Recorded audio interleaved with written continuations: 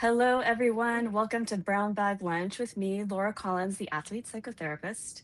It is always an honor to spend this time with you. Thank you so much if you're listening on the recording, if you're here live.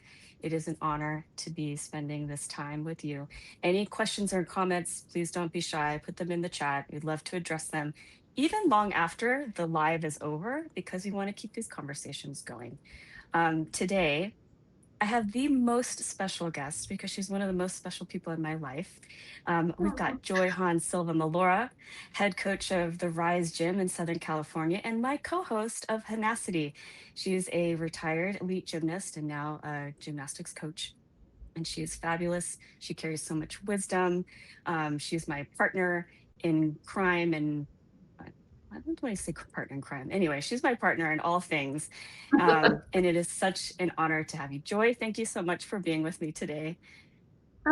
thanks for having me. It's good to be with you on this side. Yeah, it's cool to have you as my guest. Before we get started, I ask everybody what's for lunch. And I know for you, it's probably breakfast. Yeah, I actually skip breakfast usually, but I always start my day with a cup of coffee. So Yeah. breakfast is coffee, hmm and that's what I'm having. That's all I hmm have. Breakfast of champions. I too. I'm Yeah. not a breakfast eater too. And for lunch, I haven't actually had lunch yet. I've had a little thing of string cheese. Excellent, but I'm hoping Oh, to get a sandwich later. we're winning right now. Don't do as we do. That's all this to say. Nourish yourself, everyone. Hydrate, especially during this hot summer. Right. Um, yeah, and if you feel free to share what you're having for lunch today as well. Today, no time to waste because 20 minutes flies by. We are talking about raising competitors, not perfectionists, which I love talking about with any coach, but particularly with Joy because we have our backgrounds in elite gymnastics. Um, Mhm. Joy, I guess my question just to kick this off is for a sport that aims to achieve a perfect 10, how Yeah. do you raise competitors and not perfectionists? Yeah, that's a very good question because I think for us growing up in the 90s and what gymnastics looked like, because it was scored from a perfect 10, you're literally trying to preserve your points, right? You don't want to give anything away. But ultimately, I think for me, it goes back to our mission statement at Rise. Rise is an acronym for resilience, integrity, sportsmanship, and excellence. And that is sort of what we try to instill in our athletes that the foundation of who they are is a human being first and then an athlete second. And so gymnastics is going to be the thing that they do right now, but ultimately they take these lessons far past their careers. And so when I look at an athlete, I'm trying to be able to give them life lessons as opposed to just getting a score on the floor. And so the resilience that they have, especially when they, let's say they fall off an event and they make a mistake, I'm more impressed when a kid can go on the next event and be able to achieve something when they go out on the floor and make up the points that they've lost on the last next event, as opposed to like unfolding and making more mistakes and realizing like, oh my god, I made one mistake, I'm going to go on the next one and I'm going to fumble. All those things like kind of show that this kid is learning life lessons, because there's times we're going to make mistakes. That's just Yeah. humanistic traits. And it's really trying to see the child in a holistic view and understanding that they are a human being and nobody really is perfect, even though in our sport, we're trying to achieve that score. But ultimately, is seeing each child and hoping that they're taking these lessons and learning all these tools that are going to take them outside of the sport where they can be a more holistic human being. Resilience is a huge thing, work ethic, being able to perform under pressure is also an element, and being able to come out and accept when you're not going to do your best and be able to have love for yourself, confidence on the next competition that you can do better. It's all these things holistically that you look at each child and know that they are flawed. And as a coach, I'm going to also make mistakes. And it's really making sure that we have that rapport with my athlete to know that it's communication between the two of us. What works for me doesn't always work for them. And it's a collaboration with the two of them. And of course, I'm working with young athletes. So the relationship with their parents is really important. And so one of those things that I talk with my parents is that it is a collaboration. When it's a concern of a child's well-being and their psychological and physical well-being, a parent is always included in our conversations. Now, when it's a gymnastics progression and making sure they can get to the next level and teaching them the next skill, then obviously, like, I'm taking my expertise on that. But when it comes to the child's well-being, the parent has to be included. And so we take all those things under advisement when it's teaching how to raise a competitor, how to raise an athlete. For me, I start at a really young age when I work with young kids. If they are learning a new routine or a new skill, and let's say we do, because gymnastics is a competitive sport, it's an individual sport. Part of it is it's getting that competitive drive, and some kids thrive off of that competitive drive. Some kids really love the competition. You see them really excel. And it is a part of putting them out on the floor that they need to be able to be tough mentally and physically. But what I always do with athletes when they like learn how to compete with each other is that you're going to bring your best gymnastics forward when your competitors bring their best gymnastics forward. And so at a Mm, very, very young age, when I have the kids do a skill, and let's say we're playing a game and they're playing teams against teams, and one kid's going to be a winner and one kid is not going to win. And I don't use the word loser usually. I usually will be like, well, one kid just did better today and tomorrow will be your day. And at the end of their game, they always shake hands and they always say, thank you so much for making me a better gymnast. And that is something that wow. I'm trying to instill at a really young age, because it's not about the result, it's about the experience. And what am I getting out of this? And you're not always going to be on the top. And you need to also learn that if somebody does their best gymnastics and they get there on top, it's only making you better. And so when I work with kids and I think about group settings, and we have to put kids in certain groups and in certain levels, it's always about the dynamics of how you're going to get the best for each child, because it's really about you're individualizing each program for each child for them to succeed at their best. And some kids thrive off of different kids, and dynamics and group dynamics changes by who you put in those groups. And it's Right. thinking about, well, what is best for each child and how does that work? Yeah. Oh, there's so much richness in what you just said right now. And the first thing that comes to mind is that I know where you come from and the systems that you've grown up in, where it was like very much like a dictatorship of coaching and that you just follow what your coach said and there's no questions asked. It's almost like a very blind faith, so to speak. Um, Yeah. can you share? Because I mean, I know a lot of us in our generation were brought up to, just deal with it, stop crying, stop whining, just, shut your mouth and keep going. How, what work or what's your journey been? Whatever you're comfortable with sharing, like, what's your Yeah. journey been in going from that system, growing up in that way to like what you're talking about is a very collaborative, thoughtful, thinking about a systems point of view. It's very social worky, like thinking about how that child or how that athlete is existing within the greater system, and vice versa, like how the system is responding to changes or people in each thing. So, like you're saying, Yeah. the putting a certain team together, certain groups together, there's dynamics, there's personalities, there's aside from sort of talent level or capabilities. So can you share with us a little bit, like what's the work that needs to be done in yourself as the adult, as the Yeah. coach, um, in order for you to be able to be so open to this collaborative process? Because that's not easy to go from one now to something that's wholly different. Right. So interesting. I actually had a similar conversation with my boss yesterday about this, because I think for me, the podcast was a huge catalyst for that. Part of it was me and you were coming into this idea of starting a podcast. We had no intention of doing anything about our gymnastics career. It was really your husband that was like, you guys need to talk about gymnastics. And I was in a completely different field of work. And so were you, like, not necessarily a completely different field, but you weren't working with athletes at all. And this whole time prior to this is that I thought I hated gymnastics. I thought like I Yeah. was done with the sport, didn't want to have anything to do with it, had such an unhealthy, toxic idea of what it was. And it wasn't until we shared our stories that all these feelings, all these memories came up.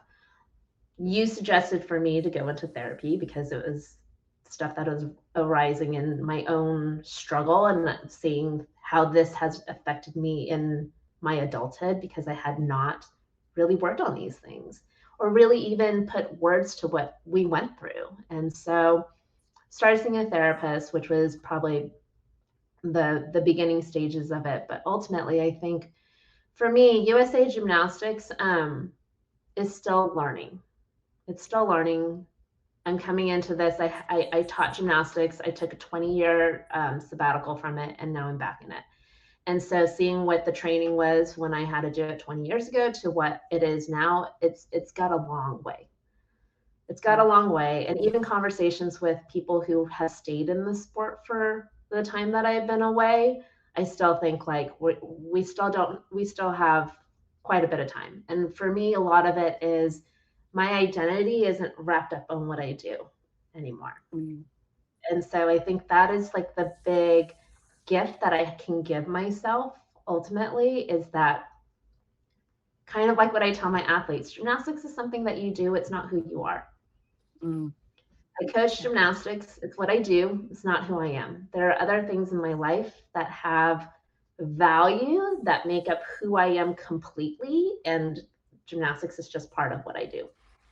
And so, first and foremost, I'm a wife, I'm a cousin, I'm a sister, I'm a daughter. And those are the things I value and I cherish. And as much as I love my athletes and they matter to me, my career doesn't dictate who I am. And so, Yeah.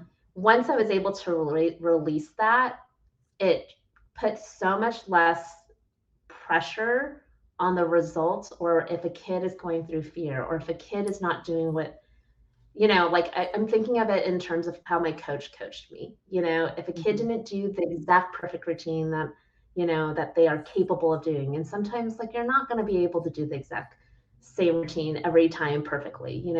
There's so much more grace in being like this kid is tired, this kid has an injury, this kid is a little off today, this kid may have, I don't know, like ADHD, like there's so many other factors that you're dealing with each individual human being that you're able to to see the person and know, okay, what I expect from this kid is not going to be the same what I expect from this kid. What I get for her on a Monday may not be the same on a Friday because she's worked out for 4 days straight. What I see at her in the beginning of the season might be different at the end of the season. And so all those factors, when you start thinking about it holistically, and I think part of it was, what did I need as an athlete? Mm. And that was the thing that I was starting to think about in therapy. If I was if I had to do a do-over and I started gymnastics now and I had a coach and I had to say, what do I think I need as an athlete in order for me to perform better or to have longevity in the sport? And so even those things, like my career ended because I was pushed to a point that like led me to injury and I had to retire way earlier than I wanted to. And so I mean, same with you. So when we look at kids, and there's going to be times where we see an injury and we're like, oh, that's a rough one, and that might be something that's not going to heal, and kids are going to have to stop the sport because at the end of the day, your life is way more important than gymnastics. And so once you get through that of like there are far more things more important than this, I think it does release the idea of perfectionism, results, all these things. And the raising a competitor is so much more holistic than just getting to the next level, getting a college scholarship, making it to the Olympics, whatever, and fill in the blank. And for me as a young child, and I understand this, I was like, I want to go to the Olympics. I knew everybody who was competing. I watched videotapes of my favorite gymnasts would like slow it down, watch their technique, watch how they put their hand in the air, their toe point, their extensions, and like studied them like crazy. And as a kid, like like it's obsessive and it's your world. And I think those passions do like they're positive. That just kind of ignites passion for kids. Yeah. But I think us as the adults in the driver's seat, like riding along with the kids, there's so much more involvement that we are responsible for to be able to nurture those dreams.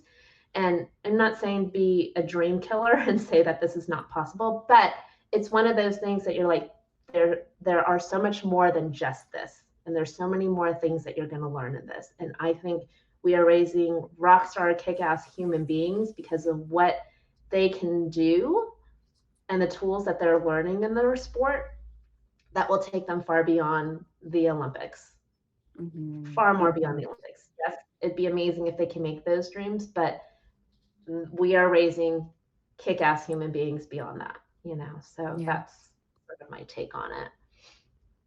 Um, I mean, I already know this about you, but you are not only an amazing human being, but very, very clearly, you're an amazing coach, an educator of life.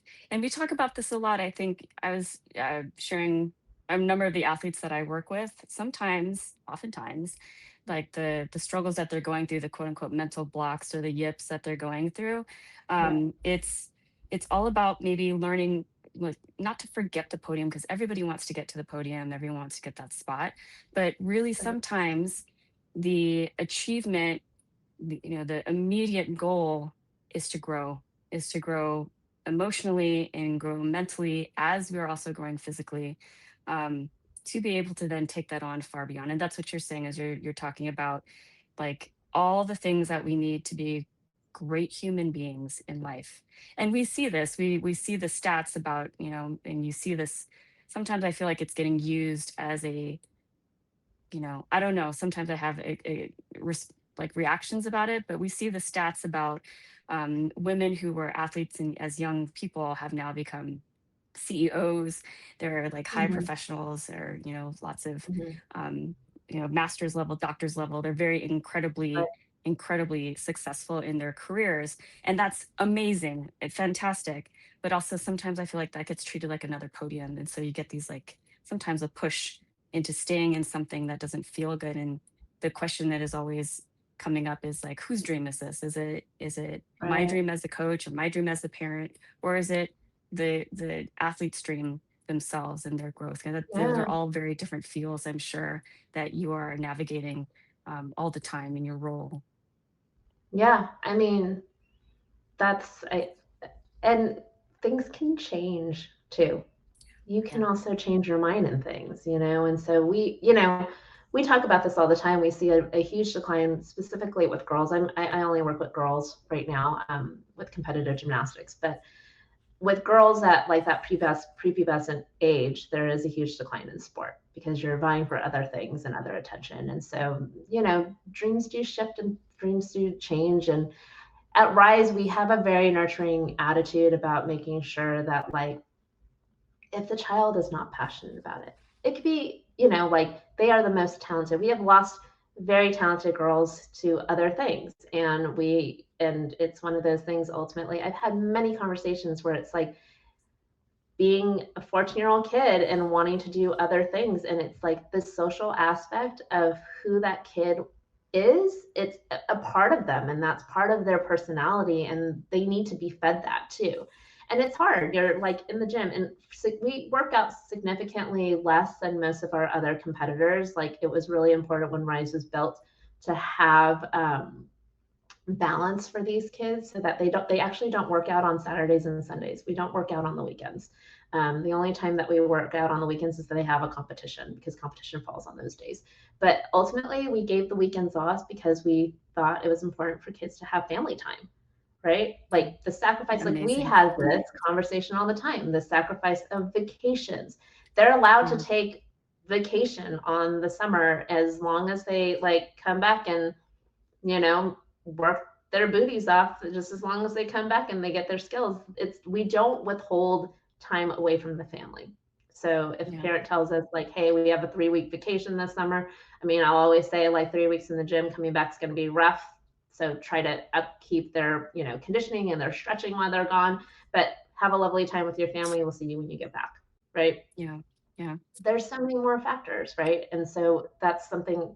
that we have at Rise that has that balance. Yeah. So I do think that like when you ask the child at 8, even 14, what matters to them at 14, it's not necessarily going to matter to them when they're 18. Yeah. And Yeah. so It's true. you have to be flexible and not holding so all those things so hard, like close to your heart, and allow the kid to go on the journey. Yeah. I mean, that's Yeah. I love ultimately that. like the kids in the driver's seat. What I usually do is I keep journals for the kids, and they write their big gymnastics goal. And next season, we're going to redo the big gymnastics goal because it might change. And Yeah. what that they're allowed to. That there's Yeah. nothing wrong with those things too. And Yeah. so I think it's also holding those things loosely because ultimately it's their journey, it's not my journey. I'm just assisting them on it. Yeah. Well, we've actually gone over time. Oh because wow. because we could do that, by the way, everybody. Um, I just want to say thank you so much, Joy. Thank you so much for being here with us today and sharing your wisdom, understanding that being a competitor is about building resilience and wisdom and experience, being able to relate and have social capability in life to be able to win at life, as we always talk about the life Olympics. And I love that versus perfectionism. Um, just want to like let everybody know that you can reach Hahnacity on Instagram at Hahnacity. We are currently recording season 5, and we're so excited for that to Mhm. launch. Hopefully, I'd say Joy, maybe at the sometime in the fall, early winter. Um, Yeah, soon to before come. Christmas. That's right. You can find more information about the Rise Gym in Southern California at the Rise Gym on Instagram as well. Um, and if you need to reach out to me, please don't be shy. Please don't be shy to reach out to Joy through any of the DMs that you just saw, and as well through my website. Joy, I love you. Thank you so much for everything. Really, really appreciate you in all so many ways. And for everybody else, I'll see you on, I believe it's the first week in September. I don't know what the date is, but that first Thursday in September, my guest is going to be Sarah Khan, who's an amazing physician and nutritionist. Can't wait to have that conversation with her as well. Joy, I love you. Thank you so much. And thank you I love everyone you. for being here today. Have a great day. All right, bye Laura, I love you.